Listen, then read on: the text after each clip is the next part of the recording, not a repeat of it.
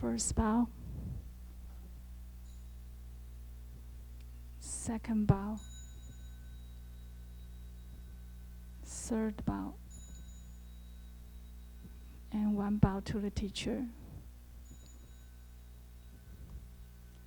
Okay, welcome everyone to travel here to join the program. Venerable Dhammadipa what used to be the abbot here for 8 years, and then we are so very welcome that he can manage to come back. Right now he has a temple in Maryland, Germantown, Maryland, and has a meditation center in Maryland as well. He was born in Taiwan and raised in Malaysia. Venerable Dhammadipa received his ordination in Sri Lanka in 1987. He had a Ph.D. in Theology and Religious Studies from the University of Bristol in United Kingdom. He also visiting lectures at the University of Chicago Divinity School. His primary interest including Abhidhamma and meditation practice. He frequently emphasized the importance of meditation in society. He's fluent in Chinese, Cantonese, Hakka, and English, and is literate in several other languages, including Sanskrit, Pali, Japanese, French, and German for academic pursuit. And so today's topic is the various aspects of meditation theory in Diamond Sutra. So we are welcome, Dhammadipa. Thank you very much. Okay. First of all, thanks for coming this Diamond Sutra discussion. So, well, I'd like to say a few things first before we begin the classes.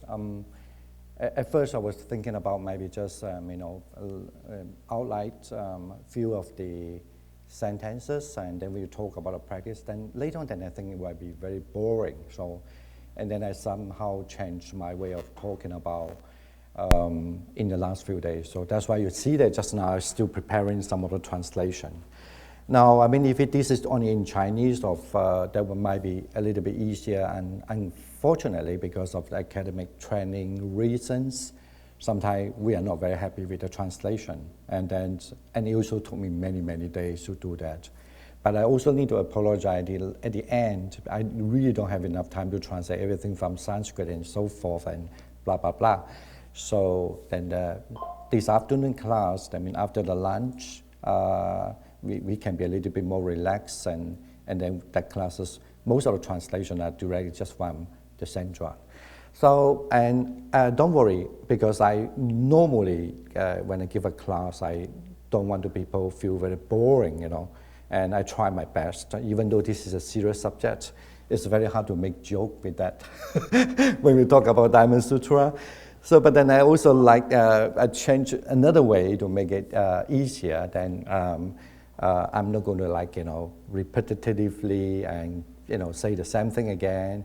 But we almost, hopefully, in this even just only very, very few hours, that we will almost cover everything in the Diamond Sutra. Does it sound very exciting? Yes, but it might be very disappointing too. Don't worry about that too, And that's I'm kind of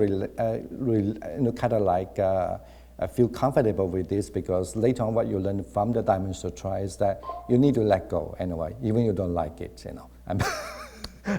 Okay, let's just begin with the class now. So the topic is still a tender topic, because I like to address that issue. You could address it from a philosophical viewpoint, or maybe even like almost like a critical textual study. But I would try to avoid those things now. But it's more like actually what really the Diamond Sutra trying to tell us, what it is about. Sometimes I'm sure if you read the Diamond Sutra before, you do see that sometimes they have a certain kind of repetitive way of saying the thing. Why? And I thought I'm trying to, hopefully that class will help you to have a different direction to look at it. All right, I would just want to say the abbreviation, because later on when you see this PowerPoint, you will see there was certain abbreviation, not necessarily very important for some of you, but it's good to say. When I say the SKT, it means the Sanskrit. So as I say in this morning class, I'm sure that most of the translation in English are from a Sanskrit. And also I do also lay up some of the differences in different versions. Now, because we have many Chinese versions, so I will talk about that later on. As I said, I don't want to give everything very boring. I leave that discuss about a little bit about Chinese versions in afternoon class. But now, I'm only using two versions. One is the Kumarajiva. So just remember, just say KT means Kumarajiva translation. Okay, that's my way of. When you see KT means Kumarajiva. Well, generally in Chinese, because in Chinese, whenever they were reciting the text, they all use the Kumarajiva. The reason is very simple, because it's the earliest translation. Okay, so you can see that it's translate. I didn't mention here, but anyway, it translates around 300 something, 360 something. So it's a very translate. It's almost like when you first time have the first Bible, So you know that in the history of the Bible, so that when the Bible really been compiled as the New Testament, actually is almost 4th century. It's almost the same time. Actually, even you were a little earlier than the Bible being composed. Now, and then also I'm using this Zhenjuan translation. I write XT because the Zhenjuan translation, which I preferred because I think it's more accurate in, if you compare to the Sanskrit version. So, but then in early time, it wasn't really, really popular in China. I mean, not early time, in recent time. Like a few maybe 100, 200 years ago, because actually it's almost lost in China. You do find that the Zhenjuan's translation of the Diamond Sutra, but later on we found that not only because they was being kept actually in the Paramita Sastra in Chinese version, they were included in one of the Sastra, but it's also, they never become popular, become popular for people, almost like a single book, to read it. That's why, hardly people really read the whole Buddhist Tripitaka, the text. So that's why nobody know actually there was not in those days, when the information is not well informed, and many things is not well informed, and not many people know that the Zhenjuan Zhenjuan's translation. Now, but we know that the Zhenjuan translation is around 7th century. But then later on, they've been revived from that Korean, because of Korean, during the 1088, they have the print. If you go to Korea, you can still see the print, the wood block print. So that's how the version come from that part. Okay, and then also I also using Asanga's one, because luckily, beside the Tibetan, but unfortunately we don't have the Sanskrit now, but we have the Asangas in Chinese version. You could just look at the name. So it's been composed by the Asanga. So what I really like Asanga, and actually you also, beside Asanga's version in Chinese, explaining the Diamond Sutra, you also have the Vasubandhu as well. They have a very similar approach, but it's still a little different. So this is not our discussion today. But then I like Asanga's idea because, as I say, because the way that is clear to me when I quote the text, it's very, very almost identical to the Sanskrit version. That's the reason why that's one of the main things that I prefer his explanation. And then sometimes you see my translation. So, but then my translation, if I do the modification, even in the language-wise reason, mostly I based on this, I modify or change a little bit, still using a little bit like a classical Chinese, but based on the Zhenjuan's translation. Okay, those are just something that at least when you see SKT, KT, XT, Asanga, and then Dhamma. Actually, it's not Dhamma. So anyway, without the A. Then you kind of understand why they are laid out in such a way in the PowerPoint. All right, now actually this is, if you look at the Diamond Sutra, sometimes I like to stand up.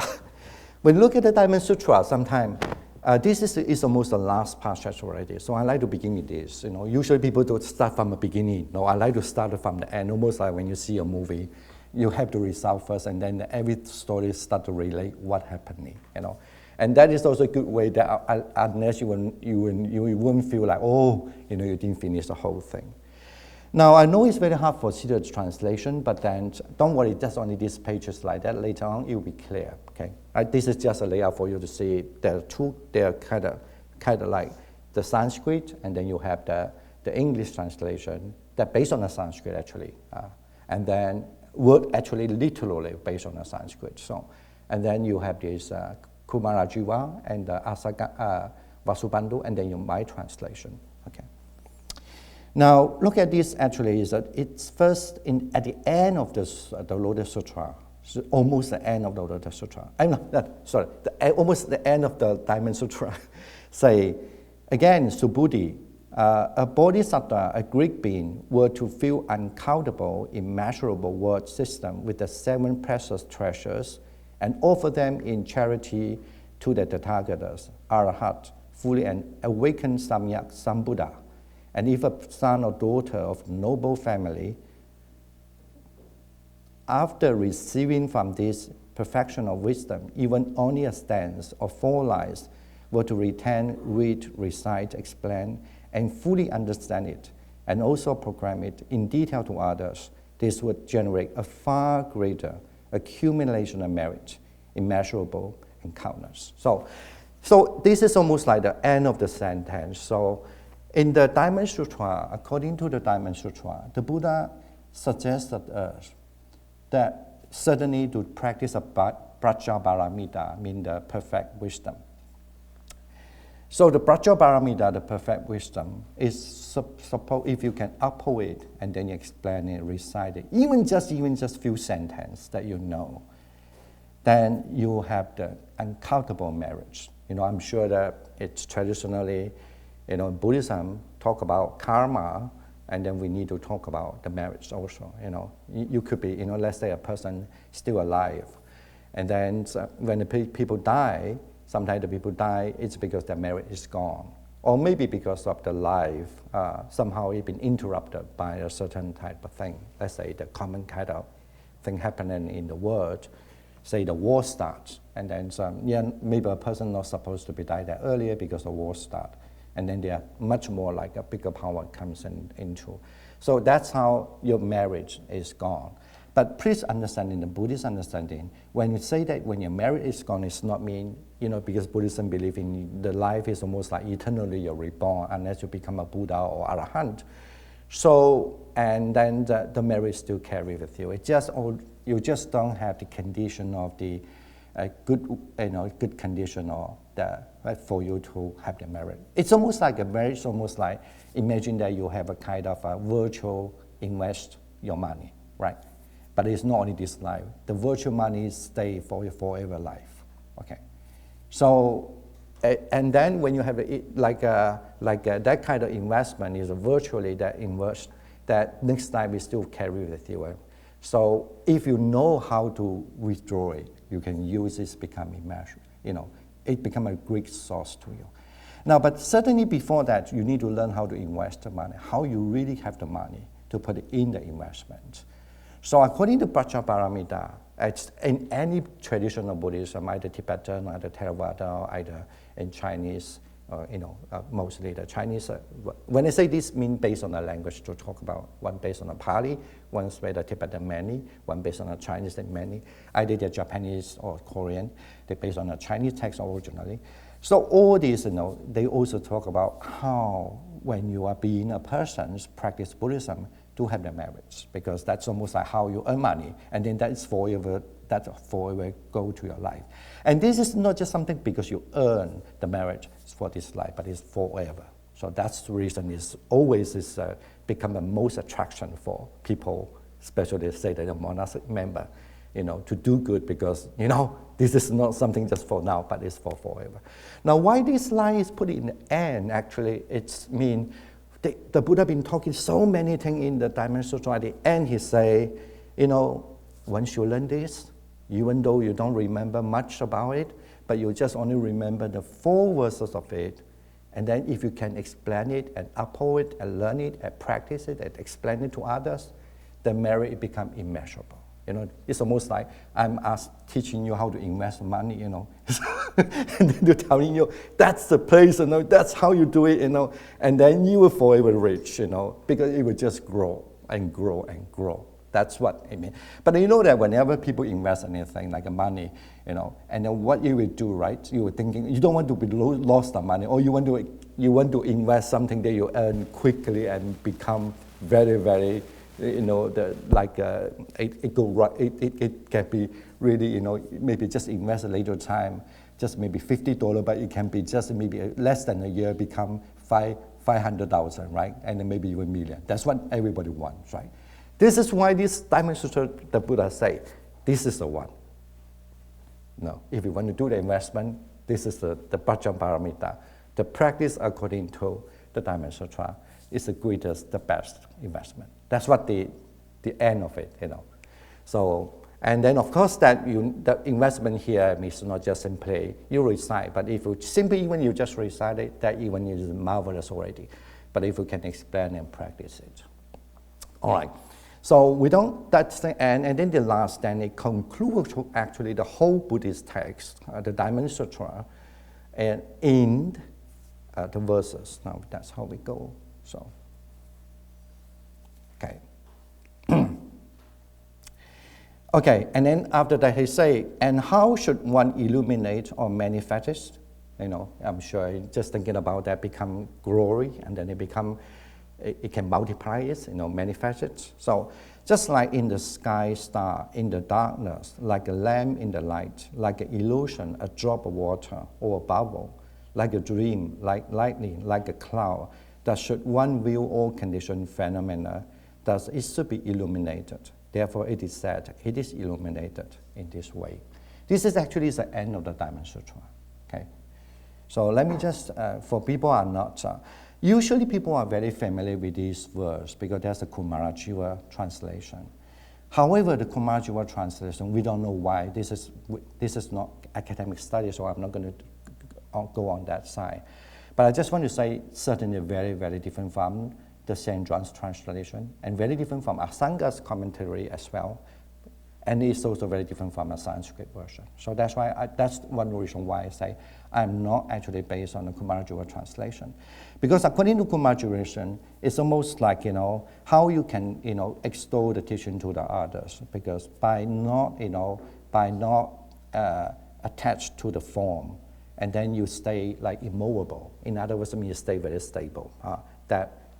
Some people explain it as emptiness. This is now, I'm not necessarily sure about that. And I'm not going to talk about that because in the whole Diamond Sutra, there's no such word called emptiness there. So we have to back to the Prajnaparamita. So if you look at the Buddhist thought development, actually emptiness come after the thought of Prajnaparamita, mean the wisdom. Okay? The Boya Boromi, Prajnaparamita. So it comes after that. So I'm not going to talk about the emptiness at the moment, and I'm not commenting through the emptiness teaching, but rather than through the Prajnaparamita. So understanding. So. As I say, in the whole Diamond Sutra, you don't find there's a word called emptiness word there. No, not at all, okay? So here it say, mean not movable. Why? Because all the Dhamma, all the formation Dhamma or conditioned Dhamma is like a dream, like the Maya, like the mirage, or sometimes just in place illusion, like a bubble, like a shadow, or even like like a lightning. One should be perceived such a way. But it's very different from when you look at the Chinese, or that based on the St. John translation, based on the Sanskrit, exactly identical to the Sanskrit. So in Chinese, if you can read that, that's basically mean refer to, we have to observe every samskara, mean the formation Dhamma, like a star, like the cataract, the eyes cataract, like a lamp, or camphor, like illusion, and then like a dew, like a bubble, like a dream, like a lightning, like a cloud. So everyone, one should perceive such a way. Now we are going to see what does it mean. This is actually the end. That's what the Buddha conclude the whole Buddhist Diamond Sutra by saying that, assuring you to learn this Diamond Sutra, even just only verses, either just recite it simply, that's for your wisdom, of course. And then you practice it and extol to the others, that we gain immeasurable merit. And this is the ending of the sutra, saying that then you still always stay to observing all the dharma. So that means what we call the formation, what we call the 有为法 in Chinese. It all the formation dharma. Anyone understand what formation dharma is? Okay. Usually in Buddhism, maybe easier to explain when you say the formation dharma, mean the dharma or any kind of thing. Dharma here refers to any kind of thing. They are still being constructed. So, like it could be like a material thing is being constructed. Let's say you have an apple, it's been grow up, and what it's been constructed become an apple. I'm sure this is a tissue paper, for example, it's from paper, and from paper they have many different material and being constructed. And then it's including our mental thing being constructed. Let's say, I believe you are the person. This we are going to talk about later. So, but and sometimes I think that you are a person, but actually sometimes I don't necessarily construct you as a person. But sometimes you do construct a person as a different way, because when you look at a person, you don't look like a person, you look like an animal, right? So actually by that moment you construct the person as an animal. Even let's say the person are getting very having a hatred, very angry, you just stop. Why does this person look that? It doesn't look like a person. So I'm still constructed. So what is the reality of it? In Buddhism, of course, especially in the Prajnaparamita kind of understanding, there's no such reality. So that's meant by constructed. Okay. Now here, when you say that when the thing is constructed, even conceptually, idea, all this being constructed, even the material thing being constructed. So according here, still a bodhisattva or mahasattva mean, I don't need to explain it later. Bodhisattva mean those who vow to become a Buddha, and as a mahasattva. Here, particularly when you say as a bodhisattva and mahasattva, the word maha usually means great. Here just trying to say, you are not just a bodhisattva, because a bodhisattva can be just you vow to be, you wanted to be, you aspire to be a bodhisattva, but it not necessarily you really can be a bodhisattva. You can be like, almost like when you say a person, a great person, it means that. A person, just a person, but then it can be just, they want to be a person. Let's say imagine there's a kind of, in the world maybe changing, there's kind of monkey, then say, no, I want to be a person, and the monkey become a person. But a person, even among the person, you have the person is much more greater than the person, called the bodhisattva. Mahasattva mean, like the greater person. So here is only, we always refer to the bodhisattva and the mahasattva, or the bodhisattva who is the mahasattva. So, and they are the one should be always they conceiving the thing as this way. Okay, before saying that, another thing we need also to know, when we say that the Dharma is a Sanskrit Dharma, the Sanskrit Dharma in Sanskrit, sometimes because I'm much more familiar with Pali. Sanskrit Dharma, say that if you are in that kind of formation Dharma, what is the opposite to the formation Dharma in Buddhist teaching? Of course, not heaven, because the Buddhist understanding that heaven still is a construct. It's still a constructor, like this world is a constructor. How this earth we are living, how it can be, is constructed by all effort by the human, right? So some people think people have to live like in a forest under the tree. The tree is being constructed in a different way by material. And then we live in the tree as well. We're under the tree as a primitive people, and then now we also constructed the building so that we want to have safe from hurricane, danger, and also we construct everything. And then we construct ideas, we construct philosophy, we construct languages, we construct everything. I mean that's definitely is one of the things. It's great thing there. But then what is that if you really look at it ultimately? What is the thing that is not constructed? Always the thing is not constructed. Always give you the peaceful. Of course, in Buddhism, understand as a Sanskrit Dharma, right? It means unconstructed Dharma. That in Buddhist understanding, it's not the heaven, because heaven is still constructed. So what? The Nibbana. So this is what make it very different. I mean, when you say that unconstructed Dharma, mean the Nibbana. Now, please understand, this text didn't talk about that. We need to keep that in mind. This is something called that, because you are the bodhisattva, you are the mahasattva. If you have question with the term, just raise your hand. Then I will explain. I said that like Bodhisattva mean the one who vow to aspire to become a Buddha one day. And then, but they are not just normal Bodhisattva, so-called Mahasattva, like the greatest Bodhisattva. So here is not the main thing about the Nirvana. But he say that you still have to stay with observing this, because that's what we are living, right? Everything is constructed, but we must have the correct attitude for us to fulfill our practice by this constructed word, even constructed ideas. This is what it's one to say this simile. Now let's just go further. Now, here actually explained by Asanga, wonderfully put it. Okay, so for those who are familiar with Chinese, you can read the Chinese, right? So accordingly, for the sake of uncontaminated existence in samsara, because we are still in the reborn kind of world, we are still living in a constructed world, but then we want to live in this wonderful world according to the Diamond Sutra teachings that we are living in so freely, become uncontaminated. But please understand, being a bodhisattva are not looking for the final nibbana, but they definitely look for the understanding of nibbana. Because if you attain a final nibbana, you don't reborn again. Do you understand the concept? If you don't reborn again, for example, according to the Mahayana here, I don't like to use this term Mahayana or Theravada, or the Hinayana. That definitely is the wrong way, Stravakayana. Best to say, because the Buddhist teaching been developed in a certain time and period, and then they were thinking about, what about the Buddha? How did he become a Buddha? He doesn't just want to have a final liberation right now. He just wants to save people. But you cannot just save people only. That's what we are going to address also later. So you must be able to reborn and reborn and reborn. And that reborn, you're still pure, the best, the final, the most uncontaminated person. But you can be reborn, and you don't argue, you don't worry, you don't get depressed. You also don't get fed up with the people. This is what we're going to talk later, and that's why he wants to say this text. So it's like, for the sake of uncontaminated existence in samsara, we still in the samsara. We reborn in the heavens, still in the samsara.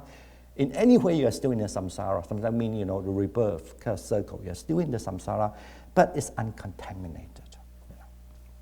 So, for the sake of uncontaminated existence in samsara, the verse here, just what the verse explained before, all conditioned phenomena are like stars, visual, actually visual apparition.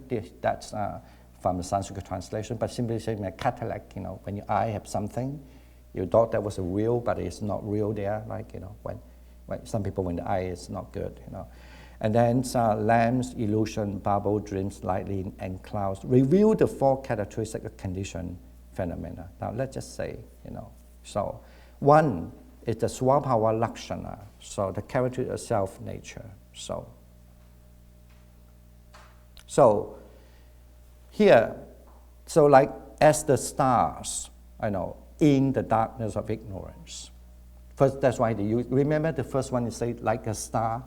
So as the stars in the darkness of ignorance, they appear, but in the light of wisdom, the light of stars disappear. Right? So that's, you need to keep it, remember. And then one should see a person or dharma, atmadrusta, as a cataract due to their knows true meaning of grasping. So, when people have a cataract, actually it's a kind of like, Chinese called fei wen zhen, like that, right? So your eyes have something, dark thing, when our eyes is getting older or what, so you have then this is not the real thing. You don't care so much. And this is a very good simile for you in the future when you practice. So that it's there, but you don't care. It's kind of like you have your mindset to understanding with the wisdom. You want to think, oh, I see you, but I still see some dark spot. Are you the dark spot? No, you're not a star spot. That's just something is there. So here they say, like a star, okay, maybe I put just to explain a little bit, like a star in the dark, like a star in the sky. Basically, actually, in the sky, then you have the star. when the star appear here, when the star appear, because when you have a when you don't have the wisdom, when the wisdom is there, the star will disappear, but the star is always there. Okay, this is because all this braja, this is all about the wisdom literature, wisdom teaching you, because still ultimately a lot of people thinking, when we practice Buddhism, we want to cut off the defilements, right? Am I right? So that's what people are thinking. But not necessarily 100% that's the way actually. Even in what we call the early Buddhism like Theravada, or even in what I call, even I like to call the word called Sravakayana, in the hearings, teachings. No? I don't want to say Hinayana, it's a bad term. So this is so discrimination, so I don't want to talk about what low and high, you know. It's just like a different way of walking the path called a Sravakayana. So the Sravakayana also have the same idea. So a lot of people thinking that, oh, I'm practice my Buddhism. When I practice, ultimately because I can cut off my defilement. Sometimes not. You don't need to cut off defilement. You just understand the defilements. So, right. So let's say I have worry. I understand I have worry, and the worry is not there. And the worry can be not disturbing you. You don't have to just cut off the worry, because it's also how is a kind of wisdom how you really understand the worry, what the worries mean. Okay, so that's here. That's why they say the star. It means when you have wisdom, but the star is always there. The star is always there. Okay, it's just only the dark you can see. But in the other way, mean the dark refer to when you have no wisdom, you see the worry. But when you have the wisdom, you don't see that, the worry. So, and then just like the cataract is here referred to like eyes, right? You have the thing there, a pure thing there, but you know, this is mean the holding, the attachment, the clinging to as a person eye and to the view. You know, this is it's always in a very, if I learn Buddhist philosophy, this is always repeat again. So I get atma upadana. Okay, you're clinging I, a person, mean I, a person, or you're upholding or you're clinging the concept. You know, those are the things you have to regard it as a cataract.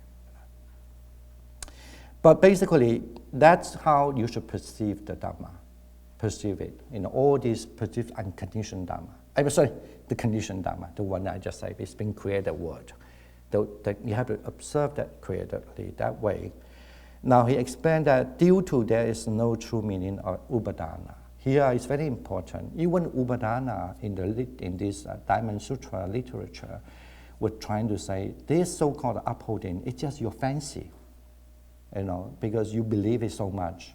That's why you trouble from that.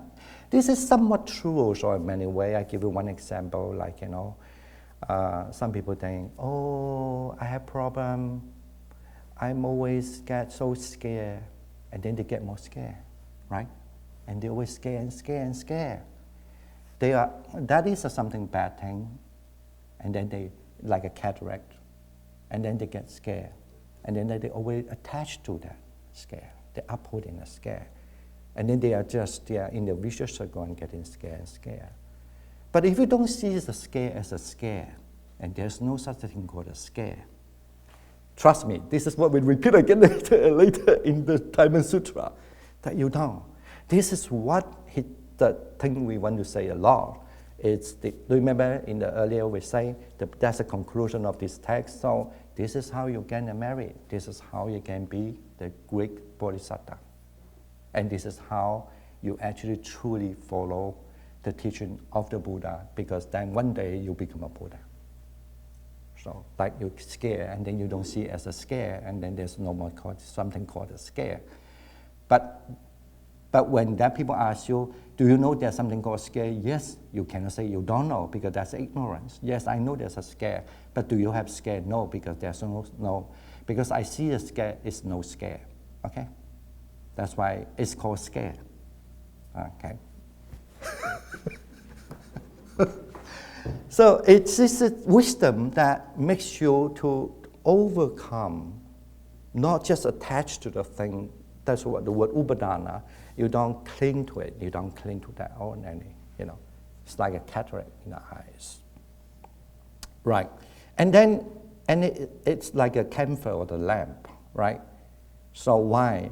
Because it is the raga tanha, due to the conditional clinging as a lubrication. This is actually translated from Chinese because, as I say, Asanga explanation doesn't have the Sanskrit, unfortunately. Sometimes some term might not necessarily 100% correct, okay? So, but generally we can get the idea now. Due to the condition of clinging as lubrication, so clinging as a kind of thing, still persists there, almost like when your hand is wet, so you have this wetness there.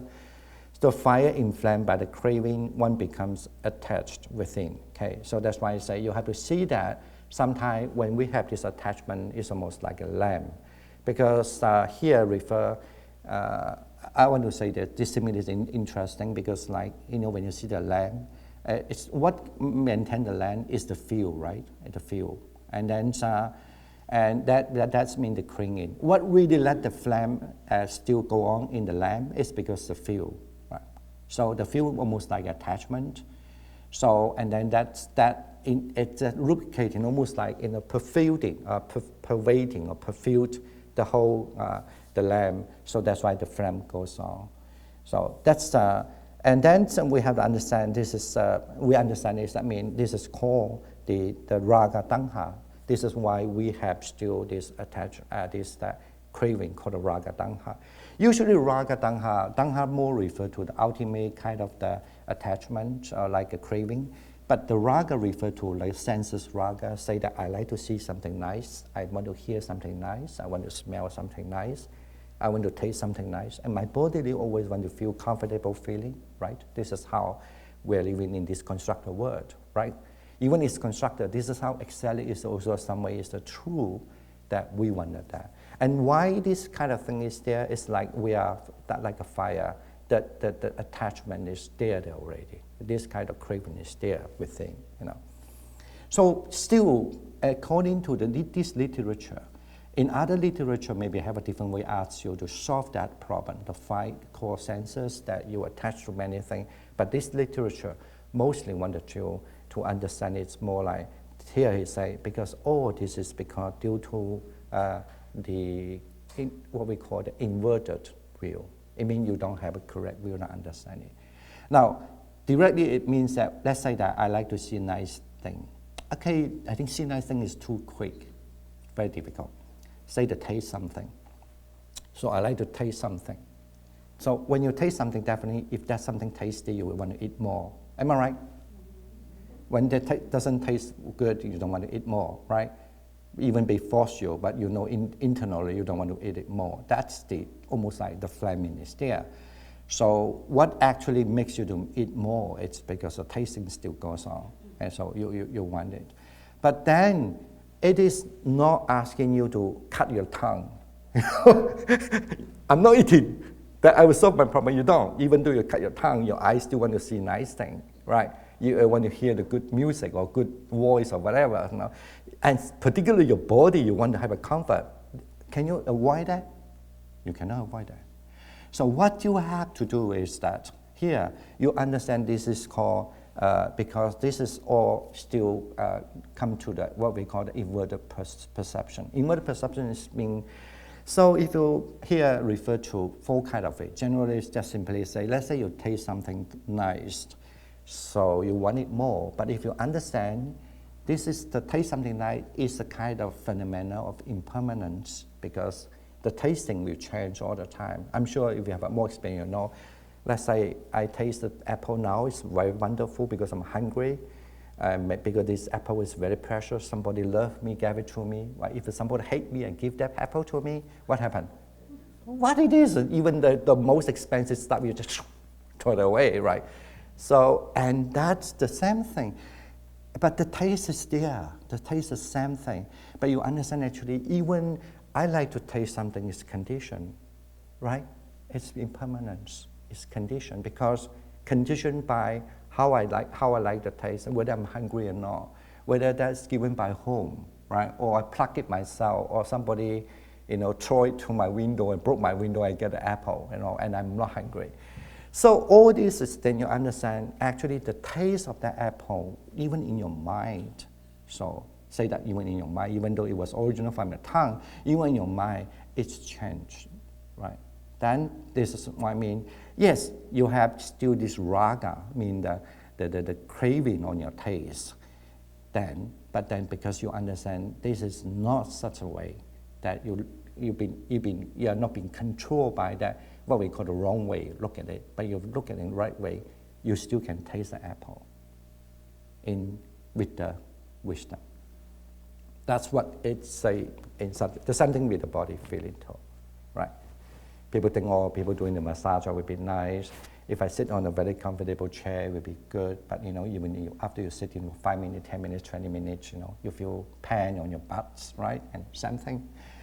And then the same thing. But sometimes you find it's so strange. Now I do meditation, I sit on the cushion, I spend $1,000 to buy the most expensive cushion. You don't need to spend $1,000, but because that $1,000 gives you a nice feeling, right?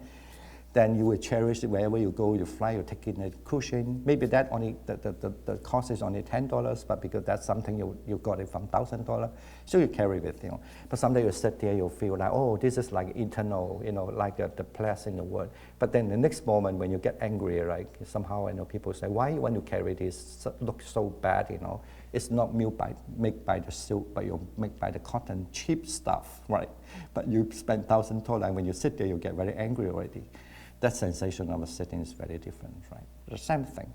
So that you cannot avoid in your life, okay? It's the ultimate wisdom is that it's because you're able to understand it's impermanent. Sometimes I sit there, I feel comfortable. Sometimes I sit there, I don't feel comfortable. Sometimes I sit there, again, I'm comfortable. Sometimes it's not comfortable. It's just impermanent.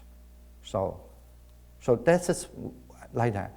This is how that lamb yeah. So this is how you also somehow you solve the problem of being that even this kind of craving state with it all the moment, every moment, every time, but with the correct view.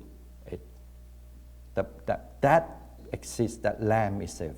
It's not burning you. It's not like you saw the lamb, the fire, you hold it, It's there. Let the fire be there, It will not burn you. So, and the same thing that is like an illusion, okay? Here, the illusion here refer to that. It's the same thing like, it's illusion because it could be because they are the characteristic of conformity to the fault, arrive from the tendency towards impermanent and similar conditions. So, just like what I just said already. So, well, I'm not going to, because I never teach in the text, but I'm just saying that here they use a different way to say it, because this explanation later on in the early time, we explain that because you have to understand the self-nature, just like a star, right? All sort of thing. And then whenever they're clear or not clear, so it's the star whether clear to you or not clear to you, it's based on whether you have wisdom and not wisdom. It is itself is a self-nature. It's almost like a star, in the sky. And then you will stay in Swada. Actually, Pali called, Asada, like a Sa Asada, but in Sanskrit becomes Swada Lakshana. So you stay in that kind of, actually you understand that kind of taste to you. So like a lamb. The lamb, it's that what infuse you is a craving. But then if you have a correct way to view it, so that craving, it would not bother. It would not become like a bad thing for you. In other words, this is how you grow your merits. So, and now we come about, it's like the illusion. Because the illusion, just I was said that already, because even the taste, how that taste is impermanent. So, what you think that taste is truly like that, it changes all the time. So, like the example, that's why I mean like illusion. And then now we come to this called the characteristic of the conformity to fault. So, well, I put this star, this is, when you see the star, this is my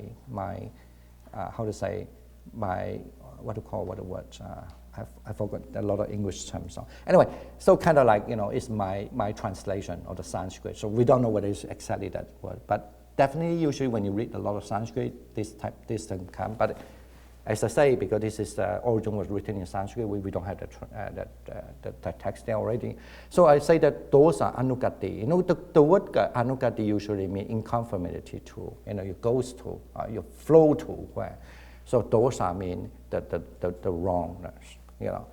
So here, wanted to tell you that, you know, you see everything if you are just there. So like, for example, like a dew, you know, do whatever you see is almost like a dew, you know, in the morning you have the dew there. You cannot say it's not exist, the dew is there in the morning, but then the dew will just goes away because of impermanent, right? When the sun rises, by condition thing, different condition given, and then the dew will just goes away. So this is mean by you have to do it like a conformity to the thought, you know. Even though the dew is there, it's almost like a thought, being in an ultimately reality is not there, but then it's still there. And then you have to understand it true because it's impermanent. So also like a bubble. Now bubble and the dew have a little different actually, Buddhism especially in practice. According to if you do Vipassana meditation, like insight meditation, you will normally, when you come to a certain stage, you will able to observe the thing like a body become like the bubble. It's not called bubble. I forgot the English term suddenly. It's the word mean like in the sea. When in the seaside, when you see the sea, when it comes, when the sea water, you know, like against the land, they have a little small, tiny. What do you call that one in English? Anyone? Can you remember that English term? Like foam, yeah, that's right. Thank you so much. Yeah, like a foam, and then the foam, right? And the foam will just come because of the smashing of this and all this, and the foam come, but the foam will and goes away, right? According to Vipassana meditation, you are supposed when you meditate to a very high standard, you see the whole body with kind of like your physical body transform to only the form, just only arising and falling like a form, and goes.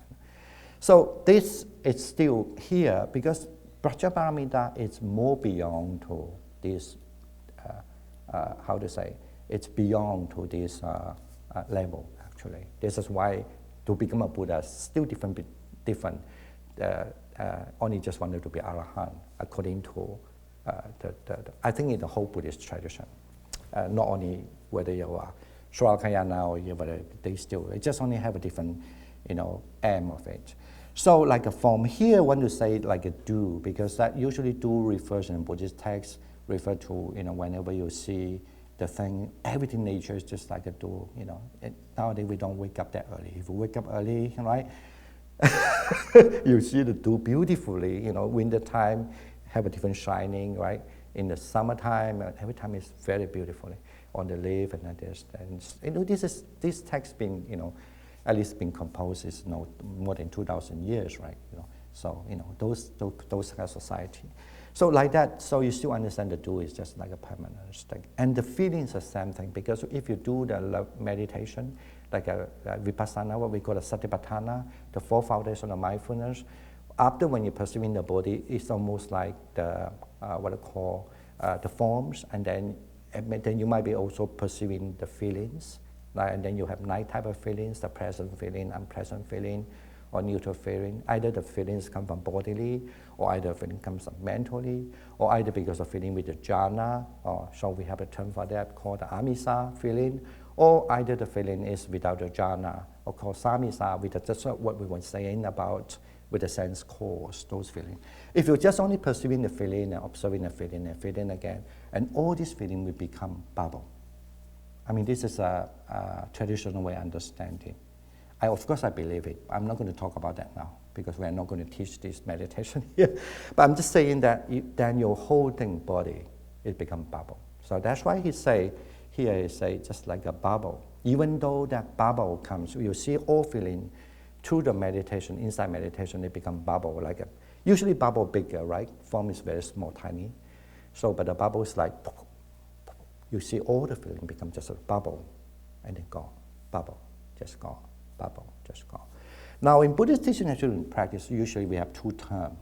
One of the terms means you have to know it, jnata, right? And then in Sanskrit, called jnata, and the second one is called dasana. So yata and drusna, okay, in Sanskrit.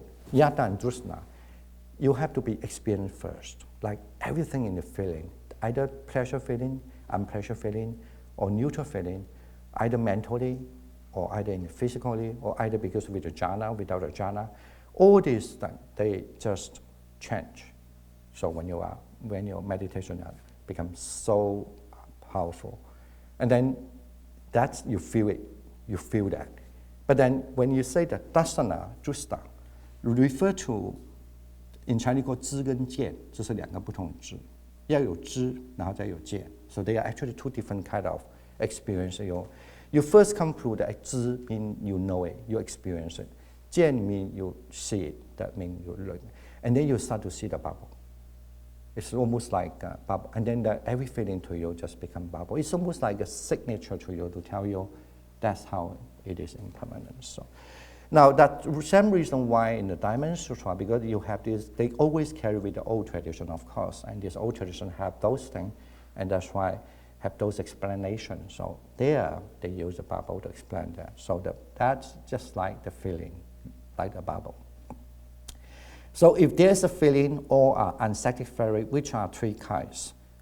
But because once you know that, you started to understand the real teaching of the suffering, or the dukkha. I don't want to use the word suffering because suffering in English is so bad. Please allow me just use the word dukkha, okay? But if you have questions, whenever we have discussion, we can discuss it later. What does it mean, really? But just something you can translate unsatisfactory, maybe a little close, but it's still not, okay? But not suffering is even worse. But anyway, that's the thing we become a fixed terminology we do when we do translation. We're back to the word dukkha. So when you have the dukkha, because you see the impermanent of feelings, that dukkha comes. And then even the dukkha comes, you are also able to help you to realize three kinds of dukkha. One is called dukkha, one is called parinama dukkha, one is called samskrita dukkha. Basically mean here, I will just explain, I'm not going to explain too much, otherwise we cannot finish it. It's too much detail for you guys. So I'm just saying that, I know, not that you cannot understand, it's just the time, I'm sorry about that. So it means that one is that all are unsatisfactory, which are three kinds. One knows it when it exists. Mean the dukkha that comes with the, the dukkha, say that you feel uncomfortable. You still see the impermanent, but you see this is from dukkha, mean the dukkha. Okay, you know what I'm saying? And then the other one is that because sometimes you started to feel pleasant sensation, but because you feel so nice, your mindfulness helping you are so stable. Like your realization giving you such a pure feeling. And this kind of thing, you still have a pleasant feeling. But then, you know the Buddhist teaching talk about dukkha, right? And it would lead you to go to see the dukkha. Because if you force yourself to see the dukkha, that's the fake one, right? The Dhamma must be able to, if you are correct, you are there, it must be able to lead you to be there. So that's what one of the definition of the Dhamma. Right? So, and then after when you see that impermanent, then with the bubble, and then you see the dukkha, and you see the dukkha, and after you will see that pleasant sensation comes to so nice. But that pleasant sensation comes to so nice, still you have to be able to look at that pleasant sensation become impermanence also. And that's become the pleasantly dukkha. That's why they call parinama dukkha. Because parinama refers to changing, okay? Changing. Or some people like to translate as disappearing, but it's not a very good translation, I would say. But just simply say changing. So you feel like, oh, even though I can see everything changing with the feeling, but I still feel pleasant. Then at the same time, you feel dukkha. I mean, I know it sounds strange. Don't worry, just go on. And then you also, when you still keep on practicing, supposing in the dukkha, you start to see the dukkha become only neutral. But I mean, you see everything with the neutral mind, but you have the understanding of dukkha. Okay? And this is how you move to the Noble Eightfold Path. I mean, it's a little deep. I'm doing advertisement to you. Next time you have time, we do teach that kind of meditation as well in our center. I mean, okay, I should stop that. This is not very good. This is like a business, okay? Cut it off. I should like say it and not say it and look like I don't say it, okay? Okay, now, so it's supposing that's what it means. So then, okay, this is what it means, that you would then move on to another stage. The stage called the Subtutuga that permeate even equanimity experienced. But normally in this stage, if you talk about this, if we want to relate this to the 7 factors of enlightenment, anyone hear about that? You know what I'm saying, right? 7 factors of enlightenment. They are, you know, in that then you come to almost the last factors before the Noble Eightfold Path. That is the 7 factors of enlightenment. So here actually, I mean, when it say that permeate even equanimity experience, that refer to you are using the factors of enlightenment of the equanimity. So that you are fulfilling that. So, and he also say, again, in the 4 jhana or even the jhana without the form. So, and then you also, sometimes even there's also superior way for you because you have the 4th jhana, not only 1st, 2nd, 3rd. The 4th jhana and the jhana beyond the 4th jhana mean the all spaces, you know, like empty and all this. So that you also can have those experience as what is meant by the dukkha that permeate even equanimity experience. Now this is a little tricky because that's why Buddhist teachings become very confusing. I mean, to some people. Here to do with the people, especially if they're very, very powerful in jhana. In other words, you say that you have a different way you can perceive the feelings because with the jhana power. That's okay. Anyway, this is just forget about it. Just to mention. It makes you very confusing. Yeah, sorry about that. I apologize. I should sometimes learn what to say and what not to say. Okay, and that's always a difficult part for me. Okay, and the last one, Nishana Lakshana. So what is the time now? Oh yeah. So if we want to take a break? We're supposed to break what time? We break at 10:35. Oh, and I'm then sorry. We come back. Why don't we have a break? You have a little reset your mind, you know. If you think that my teaching is so too much or information, let me know. I can have. I'm sure if that is, we cannot finish the whole thing, but at least maybe just go what we are going. So, Shifu, by the end of the next section, can we have like 5 minutes question and answer before we go to lunch? Shall we have a question first? Oh, and okay. Then, yeah. So, just, anyone I have would questions? next time remind me the time's up. Like you stand there, give me the paper, then at 1 minute or 2 minutes. Yeah. Thank you so much. I didn't see that sign, you know. So yeah, sorry. Yeah. Yes. So any question or any questions? comments? Yes, please.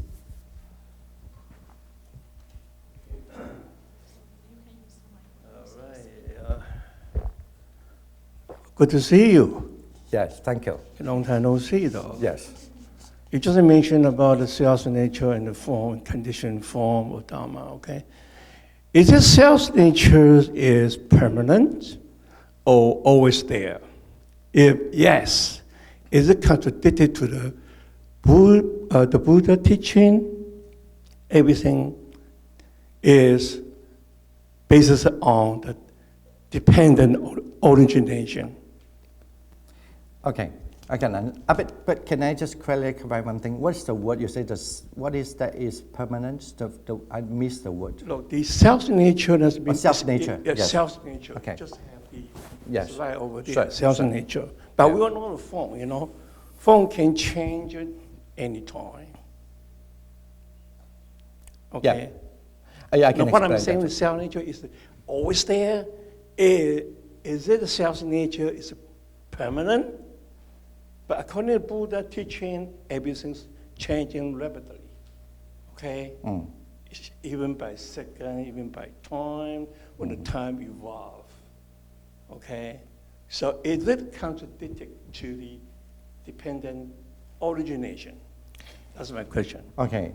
I thought you might be asked differently, but anyway, so okay, since that question. First, I will explain the dependent, or when you say the dependent origination, the dependency kind of theory, causality, what we call, the causality theory, and then also impermanence. Now, if you speak about the causality in terms of the Sanskrita Dhamma, mean the formation Dhamma, because as I say, the word Sanskrita, Sankata, Samskrita always mean the thing being molded, being made, right? They're being made. Now we know that when everything is being made, it's still based on a condition as well. So the form is being made. It could be conditioned by the person, people, material, and so forth, and the idea how that may be made. So that's what we call 有为法 and Samskrita Dharma. So, but this kind of thing, but then we also know whatever been made, it still have the nature of changing. So in every second, the whole form say are changing, deteriorating. It might be inside even the software changing, running everything. Either the software, either even the so-called hardware and software are changing all the time. So no, there's no such a, I don't think there was a contradictory to that, to the dependency, because they change also because of the dependency. Let's say due to the weather, it change. So I don't know whether you were asking this part. If you're asking another part about the dependent origination in terms of the causality, in terms of dependent origination, in terms of 就是说明缘起法十二因缘. If you're asking about the 十二因缘, so that means the dependent origin, in English called the dependent origination.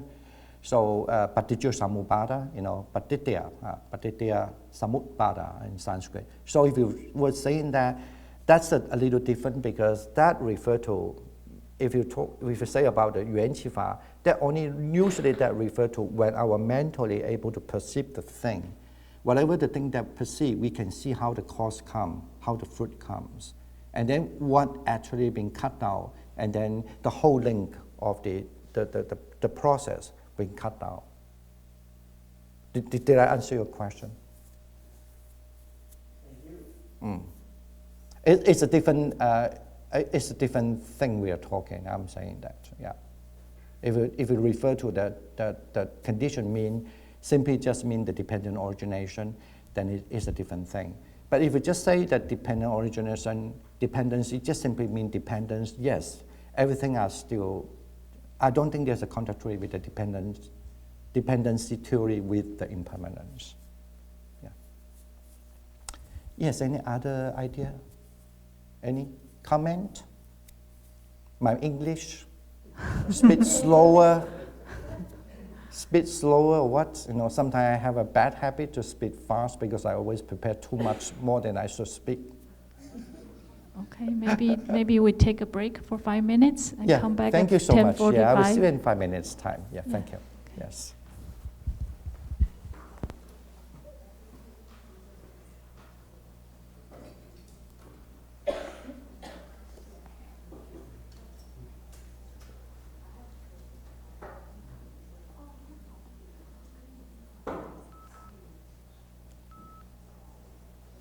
Subodha, is that good?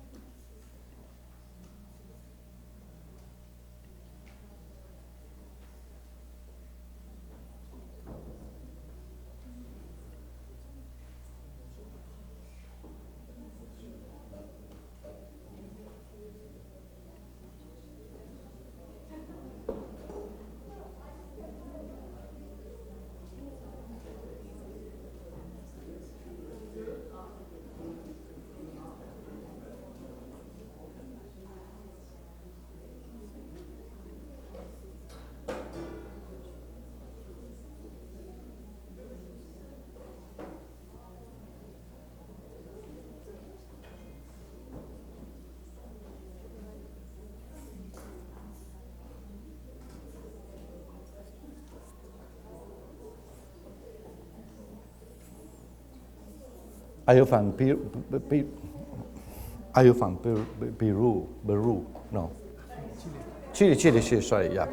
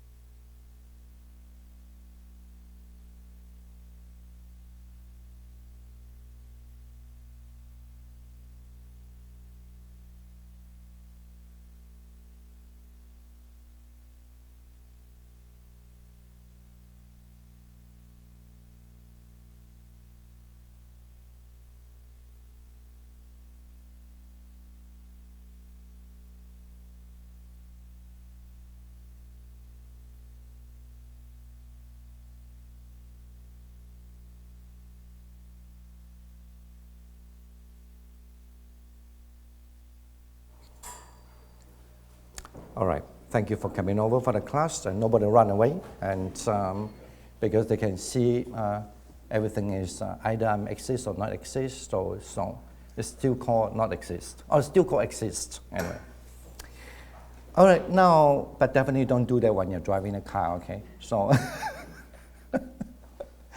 all right, so now back to this, the next one is still based on the final, actually, the statement that how the Diamond Sutra, according to the Diamond Sutra, how the Buddha suggests us to build up this, the wisdom in the Vajraparamita, and so that, fulfilling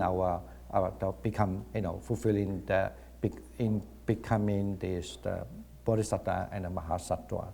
Of course, here mainly it's that you will accumulate the great merits. Here, the next one is that here it's because here it's still divided with the verses we divide in the last stage called Nissarana Lakshana, the characteristic of conformity with the liberation. So that's because first we talk about the nature there, and with the nature we start to talk about, remember that how the taste stays. And when the taste stays, we also talk about, even though it's a fourthness, there's a fourth in that, whatever you experience, but you still can have a correct way of perceiving it. So the fourth will not become a problem to you. And the last one is about deliberation. So here, when you say that when we come to the characteristic conformity with the liberation means in conformity with the person and Dharma as no self. So again, with that also, then you also still have to perceive everything as like there's no self, the nanamma. So due to the conditions of the attachment of that one attend liberation, that no self is programmed as a means to liberation. So please understand, the word self ultimately Buddhism, even though you are in the Mahayana, in the Vajraparamita, it's not going to say that you still have to later on you still have to realize that is no self as well. So, and that's how that will lead us to the liberation. So what does it mean that the conformity refer to the past action which are illustrated from the simile such as a dream. So that's why after that we understand this, things like a dream. The past action being object to recollection, and that's like a dream. So because normally, when you practice this stage, you see the thing is no self, you understand it's no self. Normally, you will start to see the three temporal time are no self.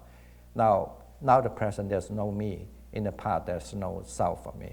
Because you have to, that's usually when you meditate to the temporal, it's a way to help you to almost like confirm your understanding. So I can understand myself, no self. But how about my past? And then of course the past lead to my future. So, and that's the meditation. Maybe you're thinking, why are you talking? What does this mean? So here they say the dream, so usually it's believed that when you do a meditation, so when your skill become much more powerful. Now, I will give you one example, like when we say about the feelings, right? Now, maybe presume that a person, they could meditate and understand the feelings at the bubble and so forth and this and that, but then that's only now I meditate could do that. So how about my past? It's a kind of like how you can correct yourself in the past through a memory. And then you can also, almost like you're in a dream, almost like you're doing, you're recollecting of the past, right? If you think about yesterday, what you've done. Oh, yesterday I was doing this, I meet a friend, I would talk, and then we eat, and blah, blah, blah, blah, that, But all this with the self, right? So, and then if you can just back there and almost like your mind will just think about the past. So you, in other words, mean you meditate on the past. And in the past, you understand if that time I'm like that, my body is not there, whatever I taste is no self, whatever I see is no self. I mean, no, this is just so simple, it's not, but that you just meditate in that way, and then this is how you see in the past no self. And that's how you see once that change, yesterday what you see, today you change also. It's a way, because your mind change. The karma is always continuously carry on. And because you're changing yesterday way, you understand the whole day, and that's why today is different. Now, maybe you don't believe what I say. I give you usually for your guys, if you find it's difficult to know about the good thing and practice, think about the bad thing. It's much easier, right? If yesterday people are giving me a good dana, but if later you hear there's a phone, and then somehow you go to the house, say that you suddenly hear the record or the diary, they say, I hate Dhammadipa. Actually, I didn't want to buy him the food, but I have to because blah, blah, blah. You change, right? But yesterday you feel good, and that's how you feel good today. But then when you saw that, yesterday, what? Yesterday, actually, that person didn't want to buy me the dana, he hate to see me, right? The way that you look at a person change, right? Am I right? So that's the same thing when you do the good practice.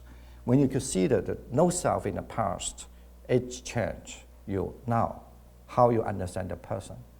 Because you can correct your past. We cannot correct the past almost like physically. We are not talking about the science fiction now, right? So we can change the past when you have those memory with your practice, when you can look back to the past and do the correction. You know what I'm saying? Okay. So let's say that if that's the case, like, yes, that person hate me, and then you call to that person, why you want to buy me the food if you don't like me? But say, no, actually I write that paper because somebody hates you. I just want to write the paper to that person to see. I want to make the people feel good. I mean, actually, no, I really like you. And then again, you change again, right? Am I right?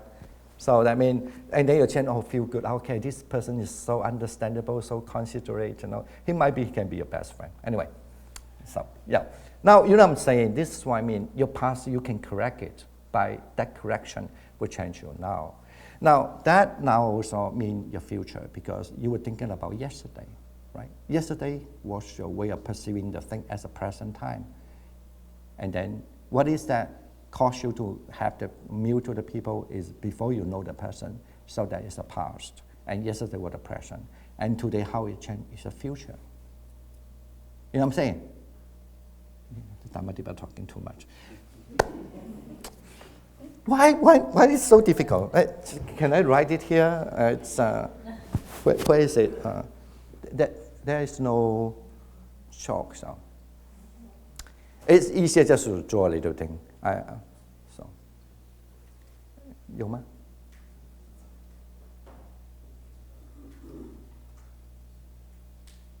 Because this is very inconvenient. It is what I'm saying is actually it took me a long time. I want to make you clear about the teachings. So that's just my understanding. So it's okay. At least we can I'm not going to write that much. So thank you. Yeah.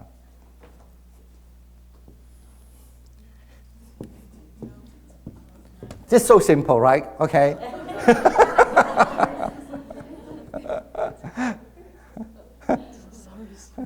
Can you see just a line, right? And then you have many points. So let's say the point is mean I, okay? Mean now, okay? So let's say I'm doing meditation, and then I see there's no sound because everything is changing.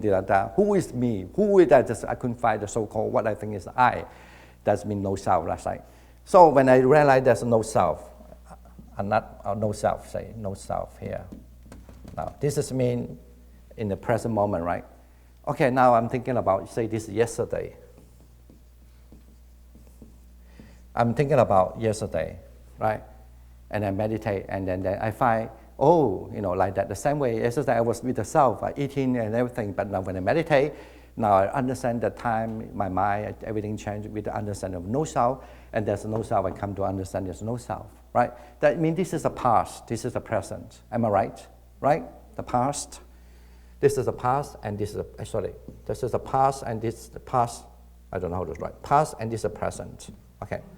Now, but then again, if you meditate again, if you see this is now, I'm only just involved in this yesterday event. This is what we call in Pali, Chinese called Si, but usually in Pali, Sanskrit or Pali called Vastu.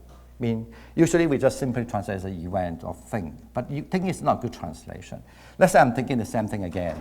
So when I'm thinking the same thing, I think, I have the meal with the people, and I have no self now. But what about how I have the meal with people? Because I know that people 1 year ago, let's say 1 year ago, okay, a year ago. So, and then I also think about, that's how I met him. So, and they say that when you come to my place, I will, buy you a meal, that's 1 year ago. So you remember. And that time you have a craving because you have the self, thinking, oh, wonderful, people buy you the meal and all sort of thing. I don't have a no self understanding, I just have the self. So that's why my karma like that, even, that's why yesterday has become that way, right? Am I right? Now, but if I just simply only meditate on the past, that time here, that time is become a present. Why? Now, let me just tell you. It's become a present. Why? In this present moment, you're thinking about the past is that a year ago, right? So a year ago is the past. And then that now when I become no self and blah, blah, blah. So that's when I would do with the self. Then when I meditate with the no self, then you check this present time. Because you're meditating on the present, this is your past, right? That means yesterday was your present already. And the present moment, that present moment become what? Then you understand, when I know self, that time I'm eating, it will be different way of eating with the people already, because with the no self. So it's okay, doesn't matter. He just know a point of something, people can see the distance. It's fine, because this is not writing. Just easier. Now, then, today, I'm here now, right? Today is your future. This is how you see that. This become present, and this is now actually become your future. And that's your past. So that's called three temporal. You don't necessarily look for a future you don't know. But of course, if you have power, you can do that. This is another mystical. I'm not going to talk about mystical part yet. Yes, if you're very, very in a good meditation, you can predict already. It's almost like you're very good at stock market. You will predict how it comes, right? So the same thing. So that's what I mean by usually we say 三世因果 in Chinese, mean the three temporal, the cause and effect is meant by that way. So you always learn from the past, of course. That yes, it become your present, and then that a year ago is your past, and then you can do the no self, and then now you can look at now how it become you, and this is, you see the future of you. That means your present. That you can check, it's true. When this change, this change. No, when this change, this change. When this back there, this change, right? And this change will change my futures. So at that time. So, and this is how you can fall back again. This is always why in the meditation is always called triple. Then temporal is that meaning. A lot of people have misunderstood. They always think that when you say the temporal mean future time mean you don't see. Not necessarily. Okay. So because that's how you started to build up your meditation skill to see the dependent origination. Let's say that time when I eat, I would be the craving. Now I don't have a craving. When I meet the people tell me that they want to buy me the food, I would be the craving. Now I can settle down without a craving. Again, I check it. Again, this is the past again. Let's say this is 2 years ago, right? So, and then once you have no craving, now you're eating, you remember how you eat now. Yesterday, that no craving when you're eating. And then now, you are different. You are the mind, even you think about the food, there's no craving, like that. So this is why you should check in the three temporal time or again and again and again, then you start to see the dependent origination. The same thing, when I have the craving here, so I can change it without craving yesterday. So when this craving stop, right, and this craving stop here. That's why you do the dependent origination meditation with the temporal, the three temporal. You can check that when this broken, the rest of things broken. When this build up, 就是我们说此有故彼有，此生故彼生. Why this is arise and that arise? Why this is destroyed and that is destroyed? So 此无故彼无嘛，此灭故彼灭.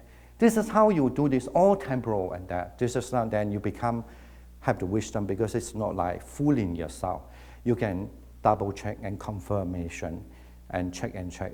That's what I usually say, the dependent origination, one of the main, I don't mean the only, one of the main reasons for the dependent origination about the temporal practice is because it's about, it's kind of reaffirmation, how it goes, how it comes, and how it's going to be.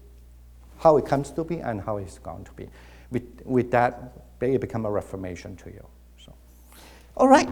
So now you know what I'm saying a little bit. So now we're back to Prajaparamita.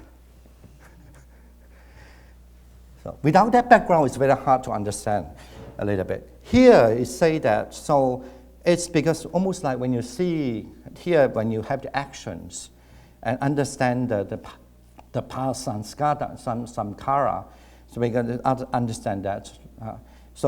Why we have to use the dream to represent it? Because you have to understand all this what you realize. It's just like a dream. But if you practice arahantship, you don't do that, okay? Please don't do that. Okay? Please don't do that. Accordingly, this is for the Bodhisattva and the Mahasattva, okay? You don't. Because according to this, if you want to attain the sainthood, like a first sainthood, Sotapanna, you have to do this, and understand the dependent origination, and then you understand how the defilement's gone. However, if you're doing the pracha, like the Diamond Sutra saying that after you such a powerful meditation and see all the past and present and future, but you still understand all this what you see is just like a dream. And this is how you still have the defilement with you, kind of like that. I cannot say that way, that's the wrong way to say it. I cannot use that's why in Mahayana later they invent many terms to describe this. This is a way, it's a teaching to tell you still can have that realization, but you don't fall to the arahantship, okay? Because you still understand all this practice, what it is, it still is a dream. Okay. I mean, not necessarily you will understand what I'm saying 100%, but do you at least have some, can you see the difference, okay? One is you really realize, okay, this no problem, that no, this cut, but there no, all this what you cut off is just a dream, because, you know.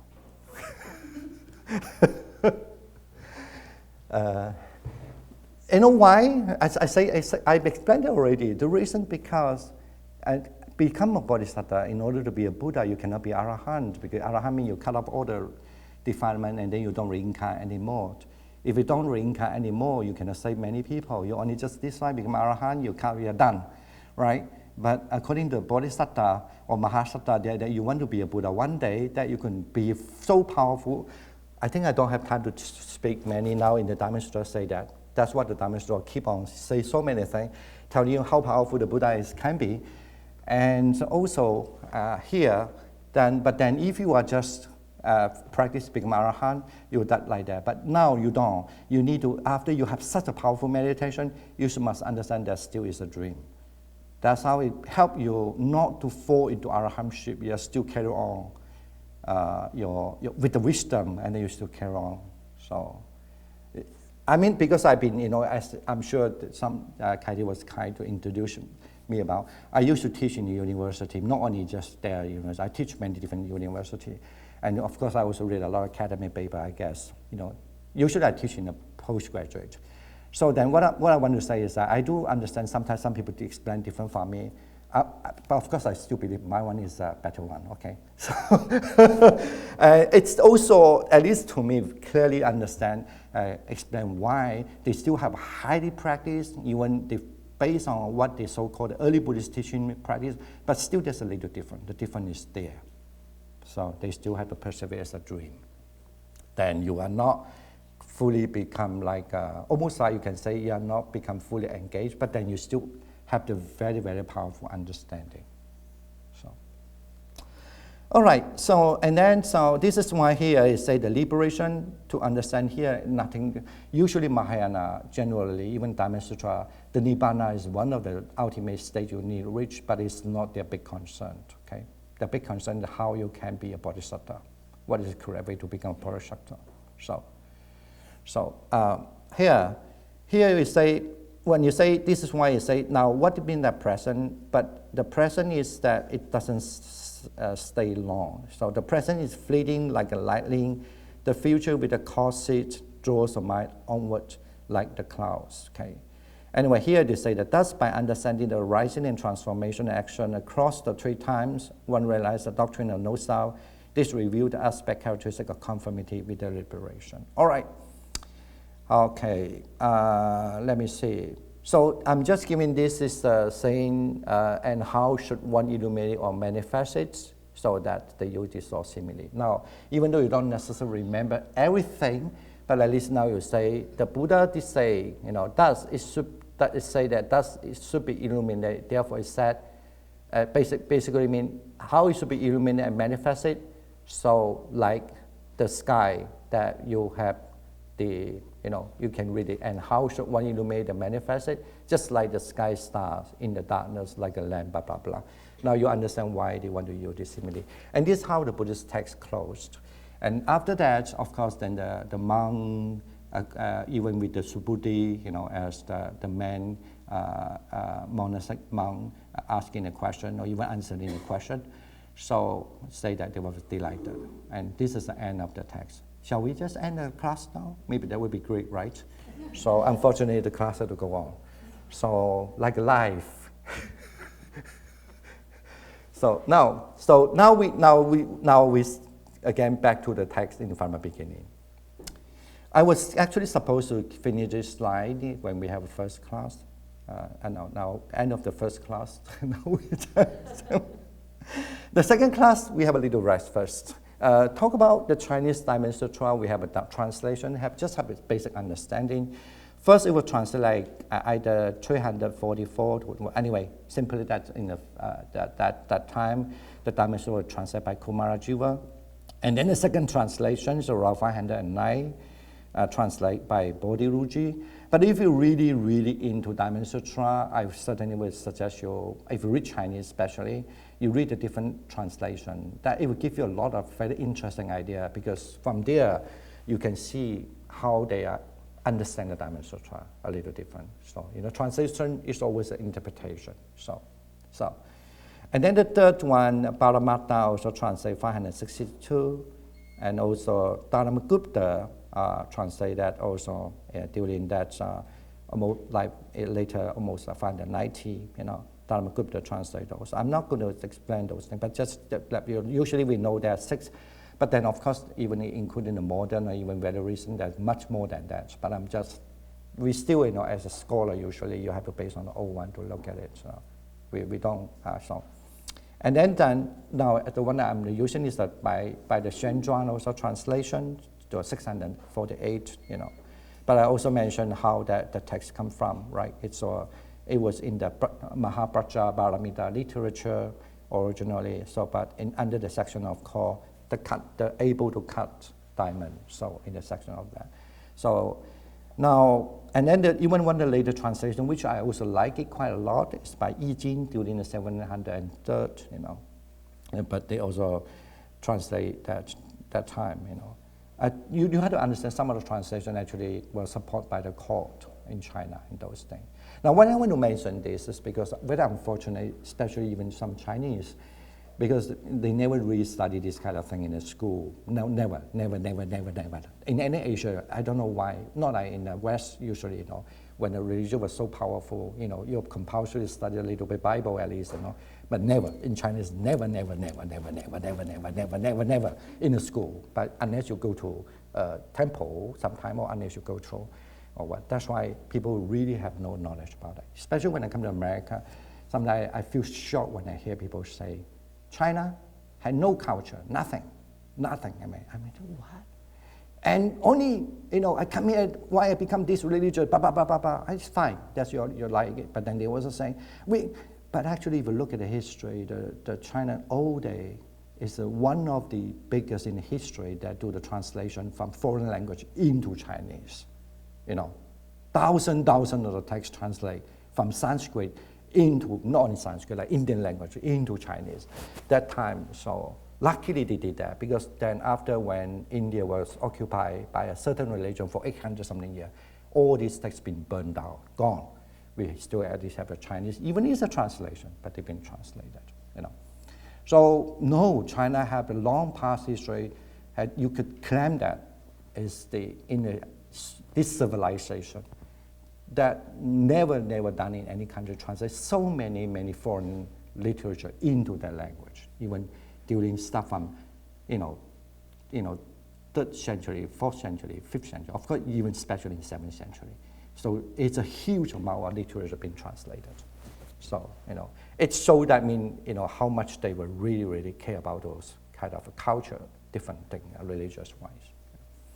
So don't take it that way. Some people think, these people are so funny. You may not like Buddhist literature, fine, but you must understand in the whole history, the biggest translation in the world is the Buddhist literature being translated into Chinese. So it's thousand and thousand and thousand. So and they support by the king, the court, to do all this job, and the money, and more than 500 translators to do their job, like this. Okay, now just come to that. This is a Sanskrit version. Just want to say that how that Sanskrit version come from. It was found in some other places. Anyway, it's later on. So basically mean almost like that we get a publication from 1961. So this is how we start to have a Sanskrit version. Otherwise, before that, we have no way to do the comparison. But I was told actually China also they found some Sanskrit version from Dunhuang. But I was told I don't know because as my research is basically it's not Diamond Sutra, luckily. Otherwise, you get more confused. Sometimes when we study too much and we say so many unimportant things in one talk. So anyway, but then we know that from 1961 that's a Sanskrit text being found. So that's why since then a lot of comparison, a lot of we can also see a lot like the commentators or what kind of version. What kind of, really original text, what is say, in there.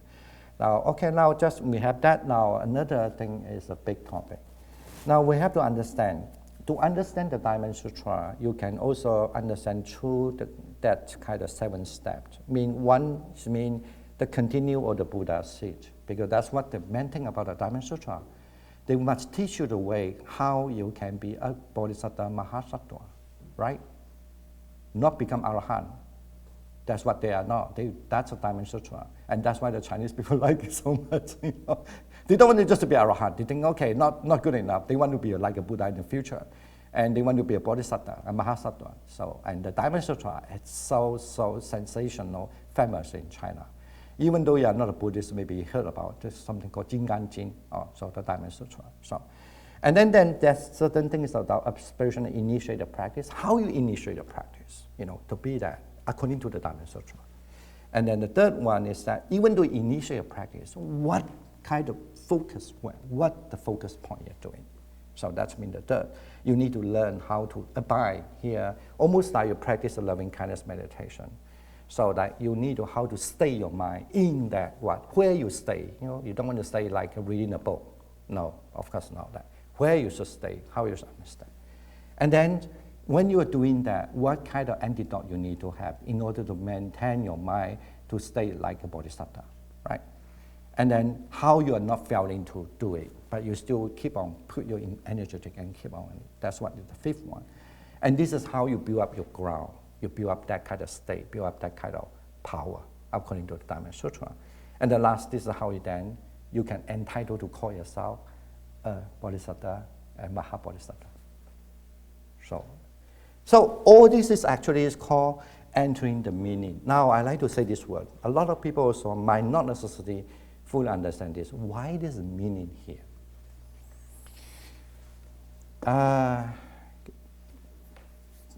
I don't necessarily think that you should go all this in detail here, but I think some main point here, because those are the main thing. Usually, when we practice anything, and when you practice, first you will learn the teaching first, the Dharma. You don't necessarily learn the meaning. Normally, when I say normally, this is almost like 100%, it's almost like 99%, 95%. You learn the teaching first, and then you go to the meaning.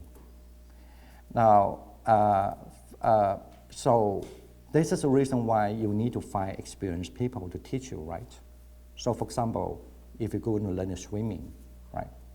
If the person just want to read the book from the swimming, they teach you to swim. How that can be? You still can swim, but good luck, So, especially I'm talking not like a shallow water, say they go to the sea, a deep sea swimming, okay? Imagine that way, good luck. So, yes, you might be lucky enough, but that like that. So, the teaching means something Yes, but that when you really know how to swim, for example, if you are, then you also need the teaching, because you need the teaching to explain the thing. So, but then you know the meaning of swimming. So that's mean by the meaning. Meaning is refer to something almost deep down there. You have experience and know what it is. Now, if you don't understand what I'm saying, again, I give you one other very simple simile. Not simile, example. For example, like, if I say, you got to be a good person. So it's a teaching, right? But you can argue, no, I don't need to be a good person, because to be a bad person, I can earn more money. So if I be a good person, I don't earn that much, for example, fine. And if we have a discussion, argue, blah, blah, blah, blah. And then, all right, at the end, you've been convinced by me that to be a good person, you earn more money. So that's what you like, you want to. And then you just try to be a good person. But actually, you just only know the teachings. You don't know what does it mean.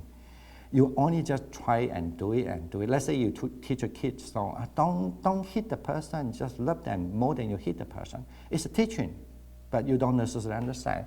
And the kid grow, and then some that hit, some that don't hit, some that hit, some that don't hit, the persons. And at the end, he realized, oh, I feel happy.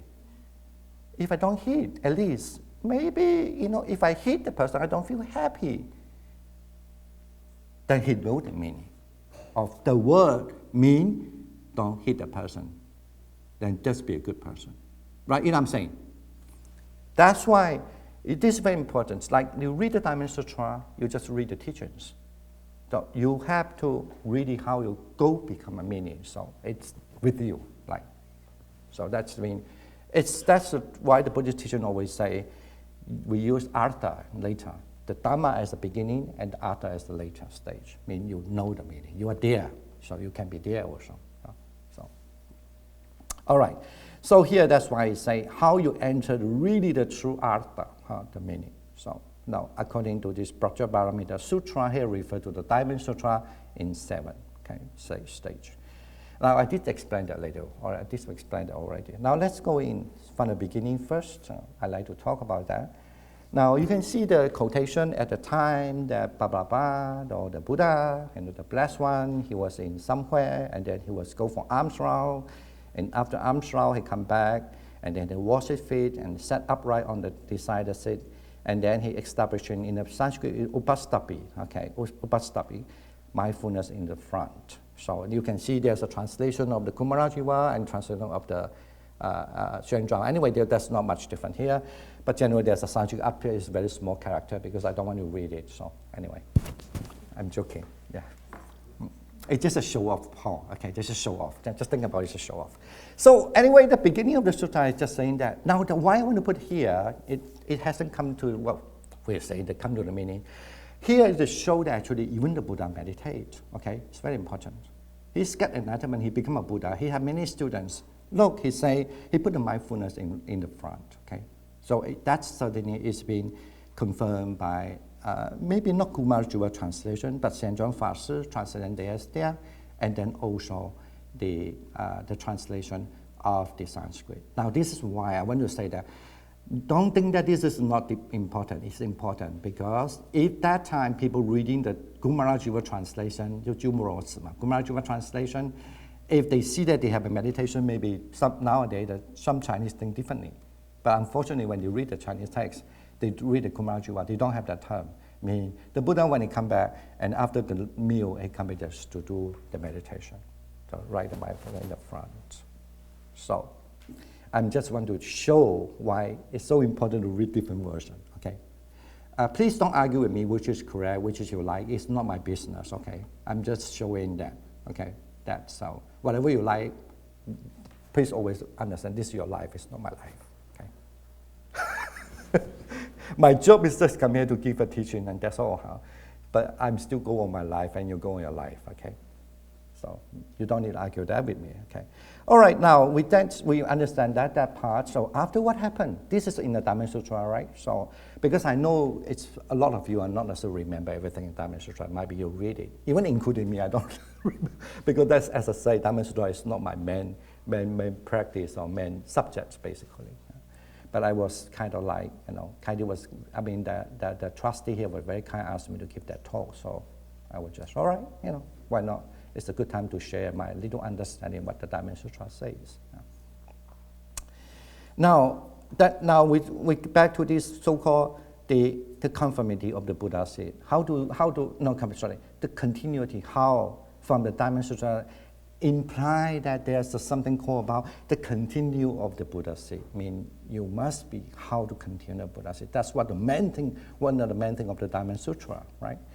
So it say, marvelous blessed one, most marvelous Sugata, that this definition is spoken by Subhuti, right? Subhuta.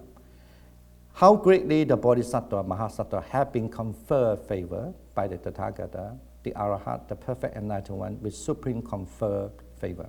So the word is anugraha in Pali, or usually in Chinese translate serso.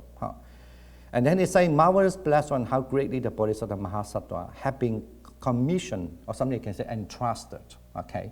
Can be entrusted ever so much by the Tathagata, the Arahant, the perfectly enlightened one, with the supreme commission, or you can say with the supreme entrust, entrusted the task. How blessed one should a noble son or noble daughter who has set forth on the Bodhisattva path abide, and how should they practice, and how should they control their mind? We'll talk about later. Here, this passage in there, according to Asanga understanding, or that's what the main thing from the very beginning, the Subodha was saying that already, yes, Buddha, you are really, really, I can see that the point now. Buddha, you want to continue how we can still, continue the seed of the Buddha, become the seed. You plant the seed as being the Buddha. So this is what from today's talk, I can assure you, you change your way of reading the Diamond Sutra. So maybe you don't. Write to me, okay, you don't. So I maybe need to give another lecture again. That's my purpose. And so he said, yeah, that's what from the beginning. So if people read Chinese style, just go on a Chinese style. So when you see this, a green color usually represent, you can see that word is not in the Kumarajira translation. And then that's my translation because sometimes still the Sanskrit a little different from even the Shenzhen translation. But if you read the Chinese. No. So that's why it means how a bodhisattva begin the journey to have this path, So, and then, because firstly, the Buddha was really like entrusted the job for them. And also the Buddha also kind of trust also being, advice or something. What I translate English term is called the favor, confer the favor. So that's in the Sanskrit there. That's why from the very beginning, the text say that after the Buddha meditate and the Subhuti, and then he, came to ask the Buddha about the literature, about the teaching. So that's why then the Buddha began this sentence saying that yes, thank you for your asking this and that. So. But anyway, and then when the Buddha said yes, and then the Subhuti was saying this way, so thank you for entrusting this. It means thank you, Buddha, you actually wanted to us to be still passed down, to carry on, continue the Buddha's seed. So, yeah. Now, and then here, the word is now here, it's just one very important word also. So how blessed one should the noble son or noble daughter who has set forth on Bodhisattva path abide. Here, how we say, go abide, right? How they dwell, how they stay. How should they practice? And how should they control their mind? Now, I want to put this here because the word here, when those people they start fasting in Chinese, okay? When they want to have this kind of fasting or set up the mind, go forth the mind, to become wanted to follow the Bodhisattva path. How should, where they stay? What kind of practice here? So here the Sanskrit pratipata vyam. If you learn Sanskrit, you know the word. Vyam means should be. Okay, should be practice. Should be meditate. Pratipati. Not should be practice. In here, certain practice means the meditation, and how they should be. The word prakahita vyam. Here generally it could simply just translate how they control their mind. So, but when you look at the Kumarajira translation. So that's interesting. He used 降伏其心. I don't mean that this is not a good word. Maybe in those days it means different thing. It maybe mean exactly the meaning. But in the modern time, it definitely mean differently. So that's why I always tell people when you read the Chinese, the old text Chinese, don't be too sure. Okay. So of course Still, I don't know. Ask Kumarajiva. Don't ask me because I'm not a translator. Okay, I don't know. Go back to the past life and ask Kumarajiva. Okay, Kumarajiva. So why you want to translate that term? Is there somebody did that to you? You didn't read it or what? So anyway, so it's not my my job. But then, basically, very clear is how you control your mind. So now, because with that, only with this side of understanding, the whole text, with the explanation makes sense. It makes much more sense later. Okay, now that is the first thing is about that, and second is the aspect of initiating the practice. So, and then the blessed one say, Subuddhi, a mind should be generated by one who has set forth on the Bodhisattva path, as many beings, Subuddhi, as there are in the realm of beings, whether born from eggs, from womb, from moisture, or miraculous born, whether with form or without form, with perception or without perception, or neither with perception or not with perception, however many conceivable beings there are. I usually underline, that's the main point. This being all must be led to final nirvana, called parinirvana, but to the nirvana without a substrate. So now, this is why you initiate your mind. You are not just simply because you think, okay, I want to practice, I want to do, that you must have this initiated mind that I want to, whatever kind of human being, whatever kind of beings, not human, beings that whether they were born from any kind of way, form, any way, that you want also help them to attain the final liberation, called, right? So that's what they say, that's in the Diamond Sutra there already. So, because people think something about Diamond Sutra is emptiness, like nothing. Of course, emptiness is not nothing. But Diamond Sutra clearly to say no. So yes, every form. Now this is a Chinese. You can read it. But I like to say something about this. Usually we'll go to the next one about how, because Bodhisattva have to practice paramita, the perfection. Everybody know the paramita, right? No?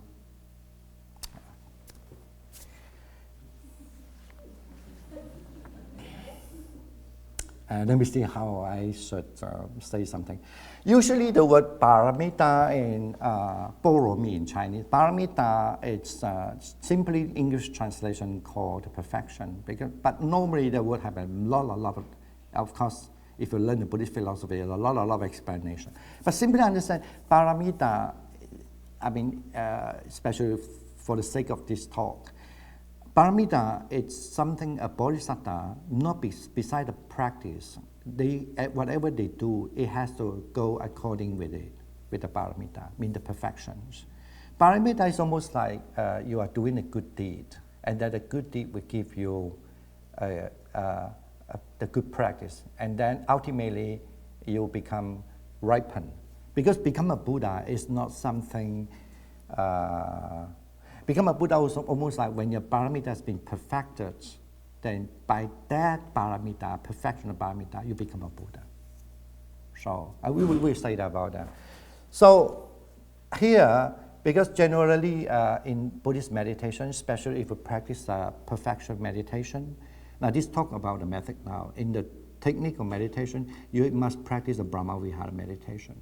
So you can meditate to everybody, everywhere, in the whole universe. You wish everyone to be good, to be well, to be happy. And also you meditate to the compassion meditation. Everybody, even they have a suffering, that they have to be good, to be well. And the same thing with joy meditation. So everybody, whenever they have success in their joy, also be joyful with them, and then to be well, to be bad. And by that also, you understand everyone is different, even whatever different, whether they're a good person, a bad person, or bad person, you also want to understand why they are good, why they become a good, why they are bad. It all still because due to their karma, their way they grow up, the way that they understand the thing. That's why I make them in such a way. So then you build up an equanimity mind. So all this called the Brahma Vihara meditation. Now, all the meditation you must learn it. This is as a basic. We are still not talking about, this is nothing, still we didn't come to the wisdom part, so-called the Prajaparamita, 4 years. No, we didn't come to that. It's just a practice. Every bodhisattva had a practice because that's how the bodhisattva is.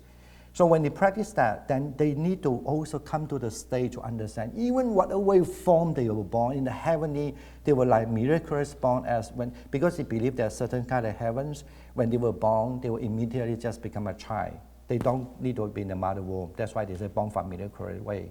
When they were born, they were about 3 or 4 years old child. It's almost, you can say, almost like clone, when they were cloned, or something like that in certain heavens. So whatever way they were born, they were but like a birds with eggs, and they were born all these beings. You still want them to be with a loving kindness, a compassion, and blah, blah, blah. So a compassion or joy or equanimity.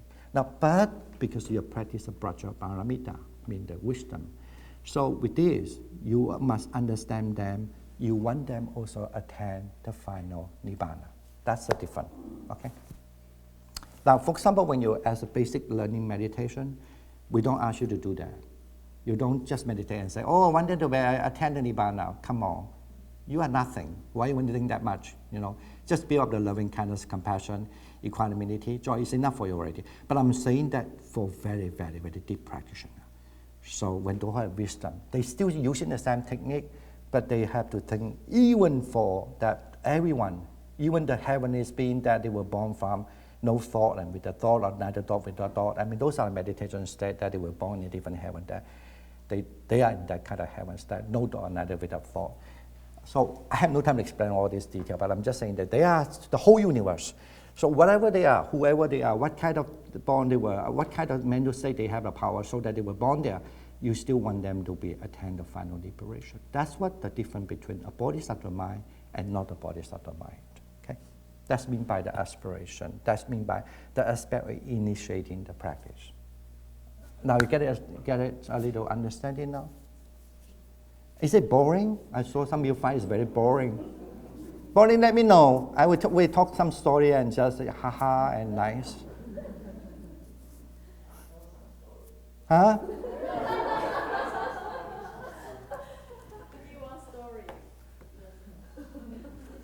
I need to make up some story now. I still have 5 minutes.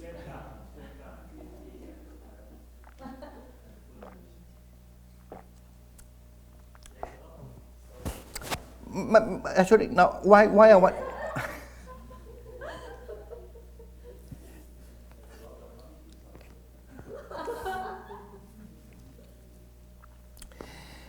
Usually, you know, traditionally, when you see the monkeys, you know, we either would just pray with the monkey. In terms of the mental part, we have to do the loving kindness with them. You know, if you see the monkey, like say, not necessarily in a good condition, we have a compassion mind with them. And then, if you are powerful enough, you will develop the jhana with that, with the compassionate mind. Or maybe when you see the monkey eating, you know, banana, very happily.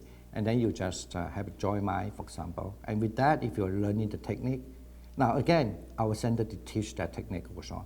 I didn't teach the Diamond Sutra technique, but we did teach that technique, how you do this and have a jhana.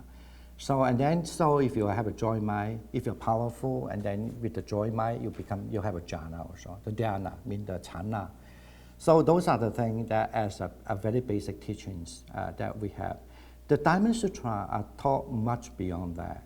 So that because your mind must be able to see the monkey, you have the joy already. Say the joy, you have the joy there already.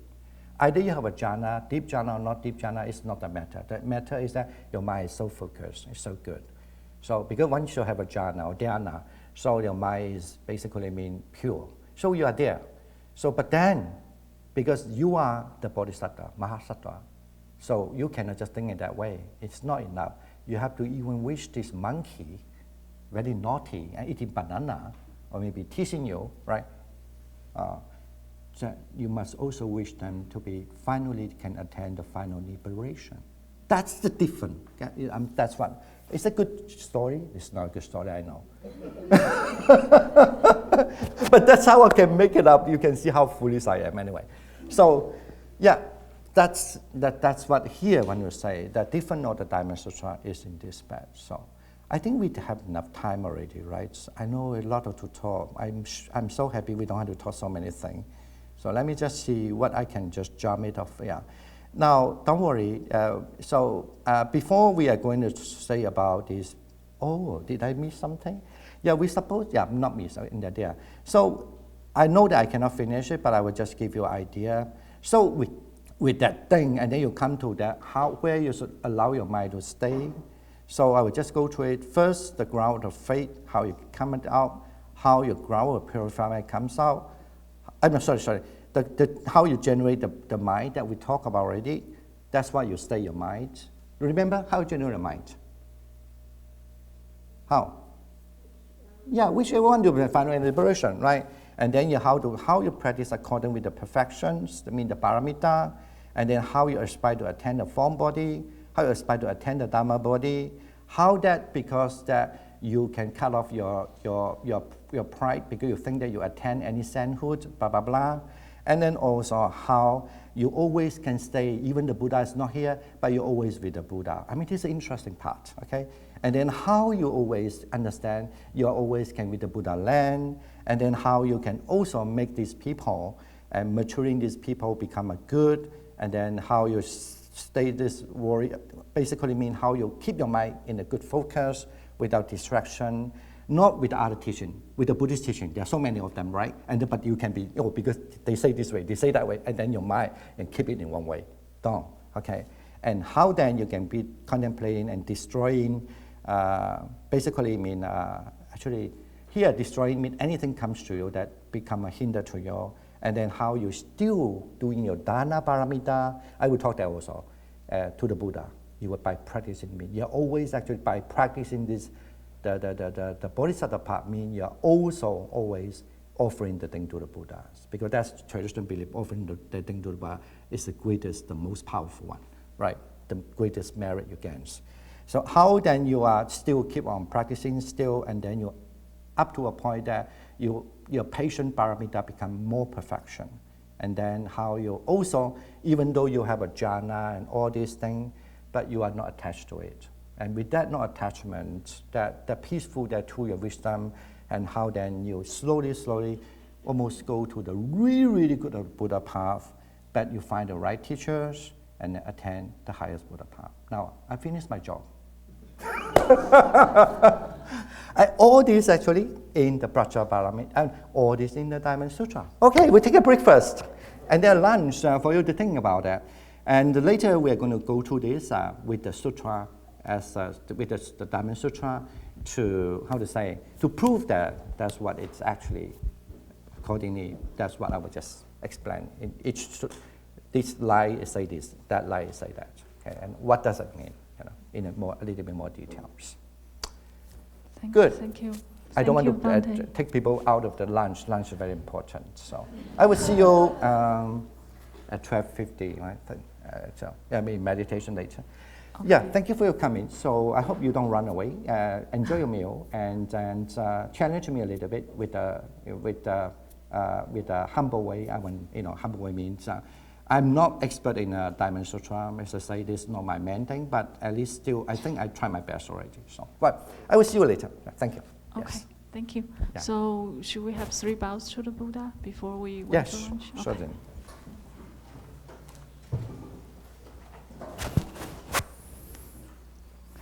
Okay, first bow. Second bow. Third. Bow to Bante. Okay, thank you. Thank you. 师父应该要有2天的课给